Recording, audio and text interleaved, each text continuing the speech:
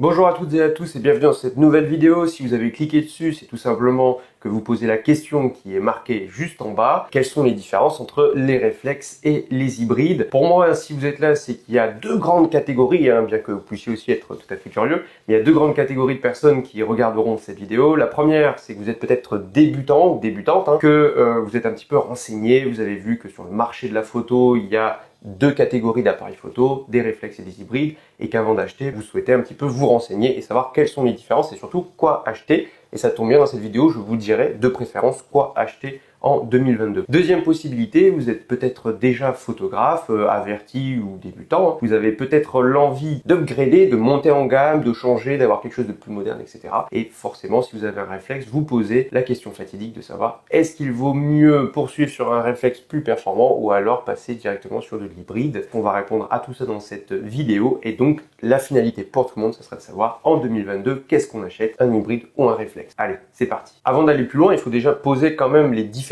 qu'il y a entre hybride et réflexe et de comprendre qu'est-ce qu'un hybride et qu'est-ce qu'un réflexe. En fait, pour le gros, on va se dire une chose, c'est qu'un hybride et un réflexe, c'est la même chose, sauf pour une grande chose. Il y a des détails qui changent entre les deux, mais il y a une grande caractéristique fondamentale qui est différenciée. Et cette grande caractéristique, c'est ce qu'on appelle la visée. Quand vous avez un appareil photo, il y a deux façons de voir la photo que vous allez prendre. Soit un écran numérique qui est à l'arrière, ça c'est tout à fait classique, et un réflexe et un hybride possèdent tous les deux généralement cet écran. Et la deuxième possibilité de voir, de prévisualiser votre image et de cadrer, c'est ce qu'on appelle un viseur. Et la grande caractéristique qui différencie un hybride d'un réflexe, c'est précisément ce viseur. Sur un appareil photo réflexe, la visée se fait par un système de miroir et donc la lumière rentre à travers l'objectif et ensuite se reflète sur les miroirs. D'ailleurs, quand vous enlevez l'objectif de votre réflexe, vous vous rendez compte que vous ne voyez pas le capteur parce que le capteur est protégé par ce fameux miroir. Bref, sur un appareil photo réflexe, quand vous mettez l'œil dans le viseur, vous voyez l'image en direct en temps réel et c'est une visée optique.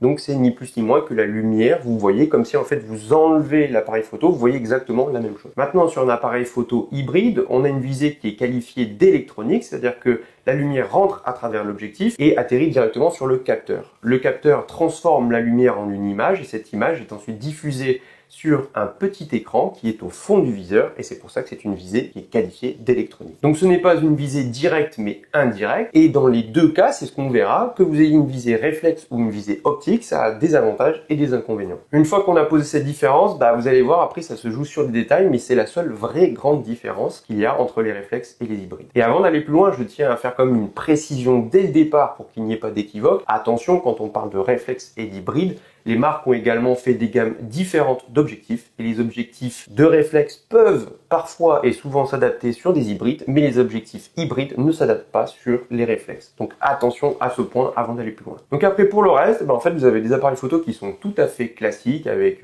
un capteur, un grip, un écran à l'arrière. Honnêtement, il n'y a pas de grande différence et surtout il faut se dire une chose, c'est qu'un hybride ou un réflexe, il n'y en a pas un qui fait une meilleure qualité d'image parce que ça ne tient compte que du capteur, du processeur ou encore de l'optique et non pas simplement de la visée. Mais si vous suivez un petit peu le marché de la photo ou en tout cas que vous êtes renseigné, vous avez dû prendre conscience que progressivement, vous avez les appareils photo hybrides qui sont de plus en plus nombreux et que les réflexes le sont de moins en moins. Moralité, les hybrides sont en train de remplacer les réflexes et la question c'est pourquoi? Alors là aussi, avant d'aller plus loin, il faut faire un petit peu d'histoire et on va remonter environ une dizaine d'années dans le passé pour comprendre d'où viennent les hybrides et leur évolution jusqu'à aujourd'hui. Depuis le début de la photographie numérique, on ne parlait que de réflexes et à l'époque, vous avez les deux géants Canon et Nikon qui se taillaient la part du lion et qui dominaient largement le marché et eux ne juraient que par les caractéristiques et les fonctionnalités des appareils photo réflexes. Et il y a une décennie, vous avez plusieurs marques, dont deux en particulier, et je vais revenir sur ces deux marques, c'est notamment Fujifilm et Sony qui ont investi et fait le pari de l'hybride. À cette époque, Canon et Nikon les regardaient un petit peu avec du mépris et se disaient que de toute façon l'avenir c'était le réflexe et que les hybrides n'étaient pas assez aboutis pour s'imposer sur le marché de la photo. Il est certain qu'il y a 10 ans, les premiers modèles Alpha de Sony ou encore XT de Fuji n'étaient pas vraiment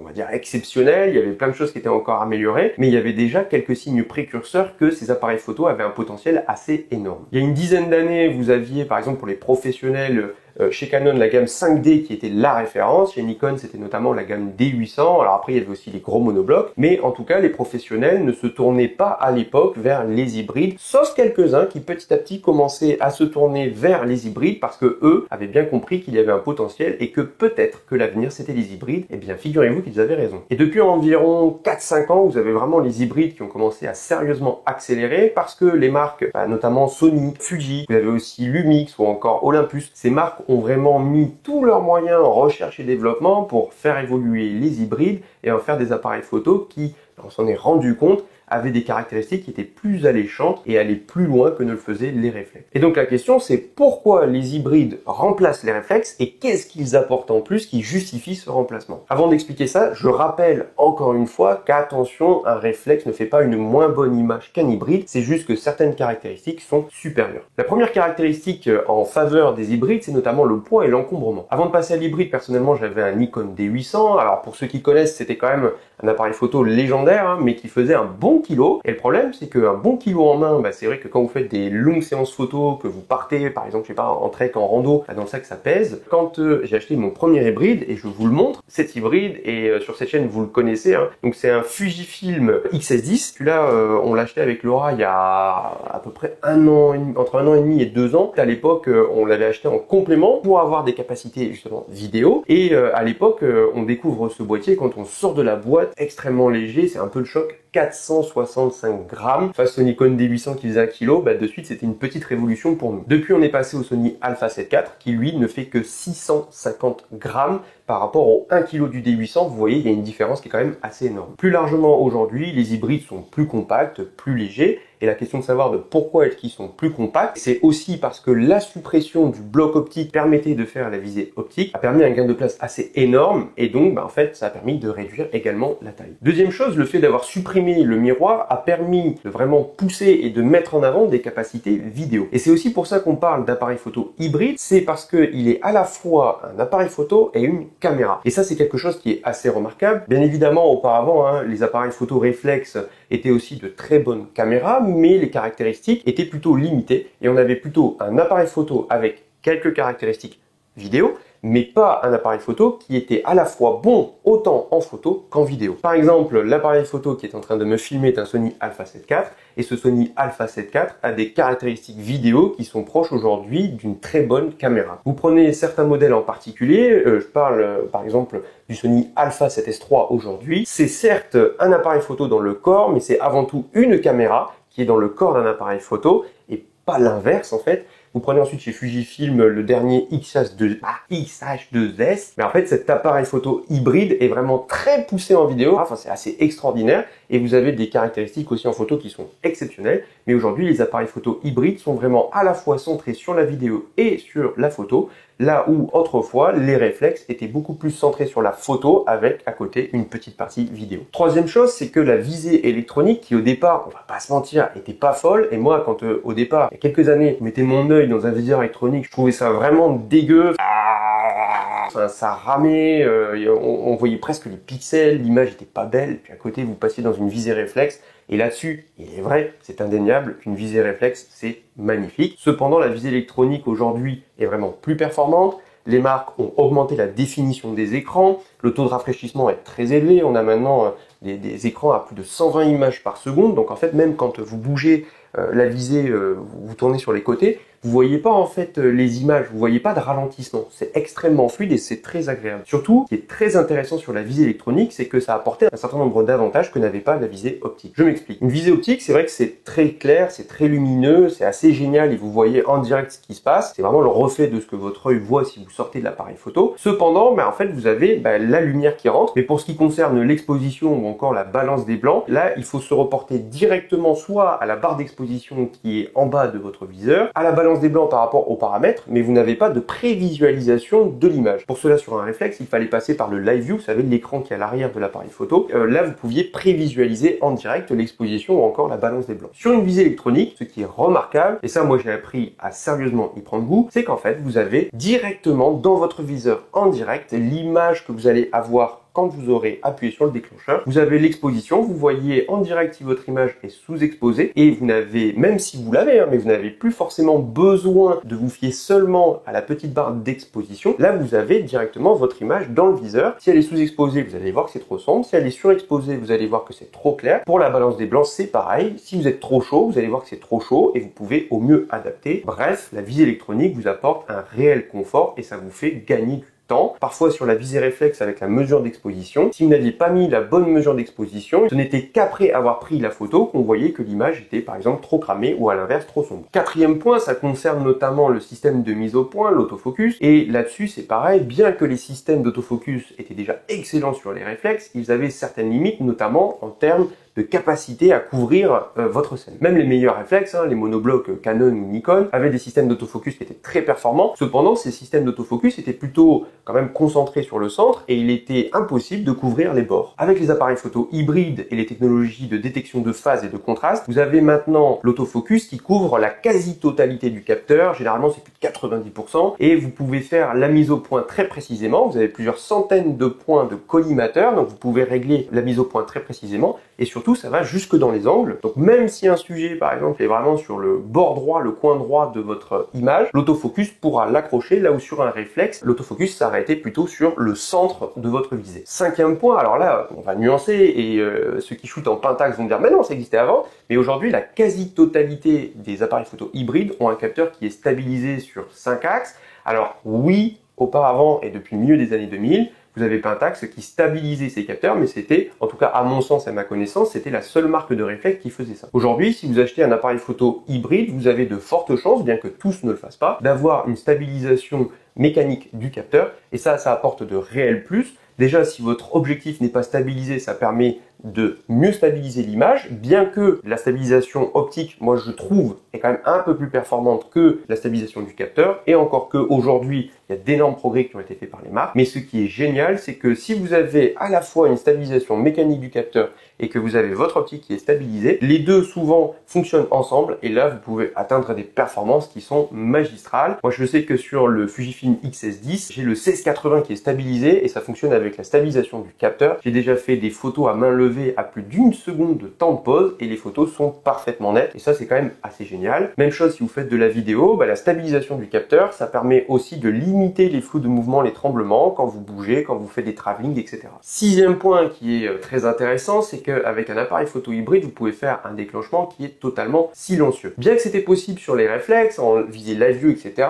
mais voilà, l'autofocus n'était pas bon, enfin c'était galère. Aujourd'hui avec les appareils photo hybrides, vous pouvez déclencher sans avoir le moindre bruit. C'est quand même assez incroyable. Quand vous faites de la photo de concert ou tout autre type de photo en fait, qui nécessite d'être discret, imaginez vous faites de la photo de rue, vous déclenchez votre photo, il n'y a aucun bruit, les gens ne se rendent même pas compte que vous prenez une photo, c'est comme sur un smartphone. Les appareils photo réflexes faisaient du bruit parce que le miroir, quand il remontait pour que la lumière touche le capteur, en fait ça faisait un claquement, et ces fameux claques quand vous prenez une photo, il y a le claquement à la fois de l'obturateur et le claquement du miroir, mais souvent c'est le miroir qui fait quand même pas mal de bruit. Et aujourd'hui, sur les hybrides, vous n'avez plus de viseur et vous pouvez aussi faire de l'obturation électronique. Résultat, une photo totalement silencieuse. Voilà, je pense qu'on a fait quand même le tour de pas mal de caractéristiques et vous voyez que quand même, il y a des progrès qui sont considérables. Et quand vous regardez sur le papier, en effet, les hybrides ont quand même un certain nombre d'avantages, des progrès technologiques. Attention cependant, ils ont aussi un certain nombre de défauts qu'on va maintenant évoquer. Le premier des défauts, et qui est en train d'être quand même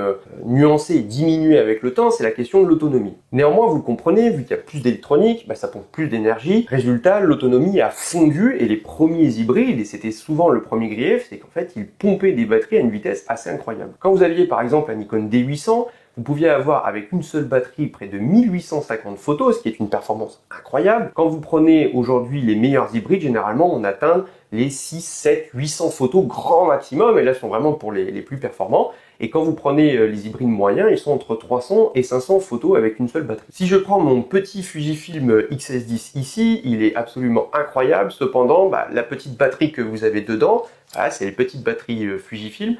Ces batteries-là, en fait, vous pouvez faire maximum 300 photos, vous faites même pas 1 heure de vidéo Alors c'est que dalle, c'est pas forcément un problème, mais ça veut dire qu'il faut tout le temps avoir plusieurs batteries sur soi, qu'il faut les charger, etc. Enfin c'est assez vite contraignant. Et là-dessus, heureusement, les marques font des progrès, optimisent l'utilisation de l'énergie, enfin bref, l'autonomie progresse. Si je prends le Sony Alpha 7 IV, globalement, moi les performances me suffisent et généralement, même en voyage, sur une grosse journée, une seule batterie suffit pour à la fois faire de la photo et de la vidéo. Deuxième nuance que je tiens à amener, et là c'est une petite nuance et qui est de l'ordre de mon ressenti personnel, mais c'est que je trouve qu'au global, les appareils photo hybrides sont un petit peu moins bien construits et un peu moins solides, je trouve, que les réflexes. Par exemple, sur les appareils photo haut de gamme, que ce soit chez Canon, chez Nikon, chez Sony, et encore que Sony, c'est pas la référence en termes de qualité de construction, mais quand je vois la solidité de mon ancien Nikon D800, s'il me tombait sur le pied, je pouvais avoir une triple fracture et je le tenais toujours bien en main, mais je savais qu'il résistait très très bien aux chocs, aux intempéries, etc.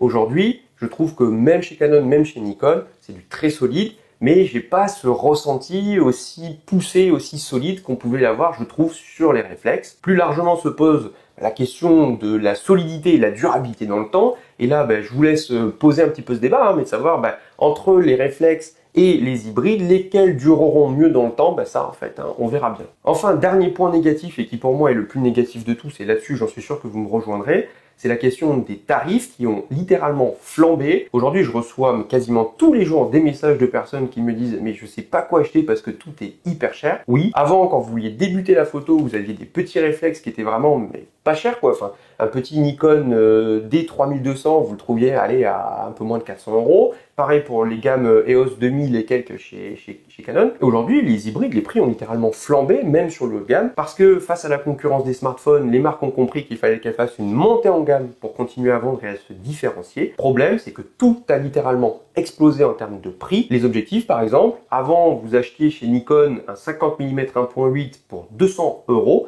Aujourd'hui, si je ne me trompe pas, c'est un petit peu plus de 500 €.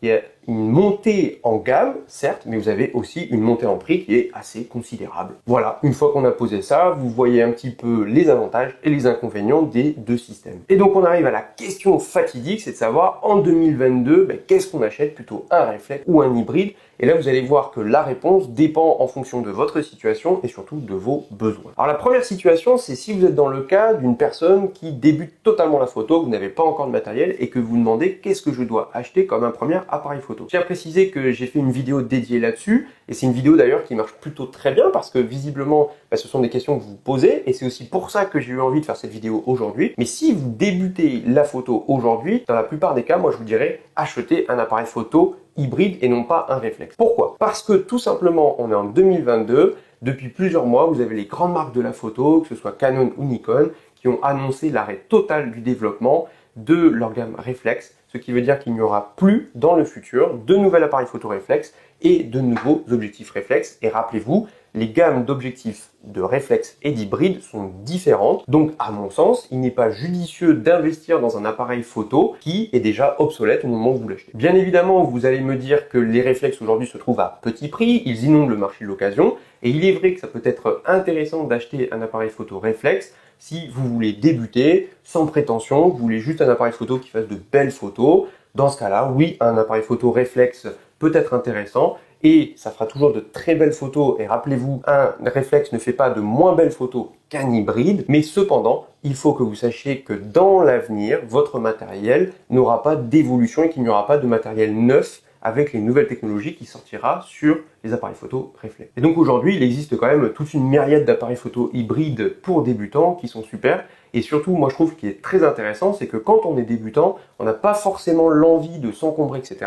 Et avec les hybrides, vous pouvez aussi avoir, avec des marques telles que Lumix, Olympus, Fujifilm, Sony, des appareils photo qui sont très compacts, qui vraiment rentrent très bien dans un petit sac ou quoi. Ça, c'est aussi un des gros avantages de l'hybride, c'est cette question de la compacité et de la légèreté. Si maintenant vous êtes un photographe ou une photographe qui a déjà du matériel, vous avez votre réflexe, vous avez plusieurs objectifs, vous avez un petit parc optique et vous voulez upgrader, monter en gamme, changer, avoir un truc qui soit plus moderne ou quoi, et là forcément vous posez la question de savoir qu'est-ce que je fais. Est-ce que j'achète un réflexe plus moderne ou est-ce que j'investis plutôt dans l'hybride? Là, pour moi, la question dépend là aussi de vos besoins. Vous pouvez tout simplement aussi aimer le réflexe, la visée, etc.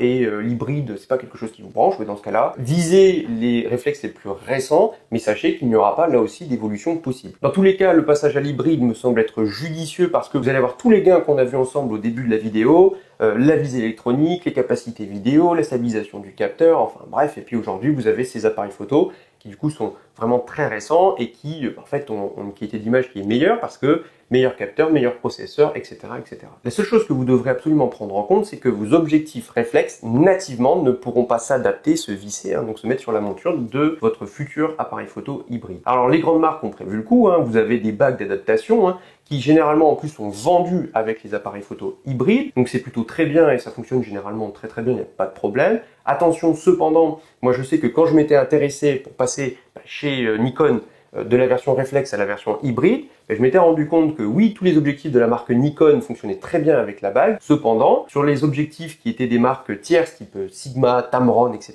si vous avez des objectifs qui étaient un petit peu anciens, et certains ne fonctionnaient pas, c'est-à-dire que l'appareil photo ne le reconnaissait pas, l'autofocus ne fonctionnait pas, et du coup, si vous avez ce type d'objectif, de marques tierces sont un petit peu anciens, ils ne seront peut-être pas pris en charge par la bague d'adaptation, et dans ce cas-là, c'est quand même un petit peu dommage. Également, il faut prendre conscience que la bague rajoute de l'épaisseur et qu'un simple objectif, par exemple chez Nikon, un 50 mm 1.8 AFS, donc c'est la gamme réflexe, devient de suite beaucoup plus encombrant que si vous le montez en fait sur un réflexe. Et donc, si vous souhaitez profiter des dernières technologies en termes de monture, d'optique, de rapidité, d'autofocus, etc., là, ça veut dire qu'il faut switcher sur l'équivalent hybride et ça peut représenter des dépenses importantes et ça, il faut quand même le prendre en compte. Personnellement, quand j'ai quitté Nikon et que je suis passé chez Sony, il a fallu me rééquiper entièrement et mon compte en banque, il a pleuré et il pleure encore. Bref, je crois que c'est l'instant de conclure cette vidéo et la question pour terminer, c'est de savoir, alors en 2022, qu'est-ce qu'on choisit? On l'a dit, aujourd'hui, dans tous les cas, moi je pense qu'il vaut mieux se tourner vers les hybrides parce que c'est le futur, les marques y ont mis tous les moyens de recherche et développement et aujourd'hui, vous avez quand même des hybrides qui sont particulièrement évolués. Là où il y a encore même 2-3 ans, les réflexes avaient quand même certains avantages, notamment en termes d'autonomie, en termes de visée. Aujourd'hui, les hybrides ont vraiment rattrapé ce retard et sur de nombreux points, ils ont même complètement dépassé les réflexes. Moi, si je devais vous donner mon avis par rapport à mon expérience personnelle. Comme je vous ai dit, ça fait un petit peu moins de 2 ans qu'on a switché sur l'hybride. Le premier appareil photo, donc c'était le Fujifilm X-S10, comme je vous l'ai montré tout à l'heure. Et il est vrai que en 2022, au moment où je vous parle, si j'avais le choix entre un appareil photo réflexe, même dernière génération, et un hybride, je prendrais sans hésiter l'appareil photo hybride. Pourquoi? Parce qu'en fait, moi j'ai goûté aux nouvelles technologies qu'apportent les hybrides. La visée électronique, c'est vrai que c'est peut-être pas aussi beau que la visée optique. Cependant, la visée électronique, c'est incroyable parce que oui, je suis beaucoup plus productif. J'ai moins de déchets sur mes photos d'exposition et ça c'est quand même assez cool. J'ai une véritable caméra à l'intérieur de mon appareil photo et on n'a plus besoin de se trimballer une caméra à côté. J'ai gagné quand même plusieurs centaines de grammes, voire même plus d'1 kilo de matériel dans mon sac et ça aussi c'est quand même un détail non négligeable. Et au global aujourd'hui, en fait faire de la photo et de la vidéo n'a jamais été aussi simple pour moi et je n'ai jamais été aussi productif que depuis que j'ai du matériel hybride. Bref, moralité, si vous avez un réflexe ou vous voulez acheter un réflexe, il n'y a aucun problème. Sachez simplement que ce n'est pas aujourd'hui l'avenir de la photo, mais attention, ce n'est pas parce qu'on a un réflexe qu'on fera de moins belles photos et le plus important c'est de se faire plaisir, peu importe que vous ayez un réflexe ou un hybride, l'essentiel c'est de profiter du moment quand on fait des photos. Si vous avez des questions, n'hésitez pas à les poser dans les commentaires ou si vous avez des remarques ou même des témoignages à faire et je serai ravi de lire tout ça. En attendant, on se retrouve très vite pour une nouvelle vidéo.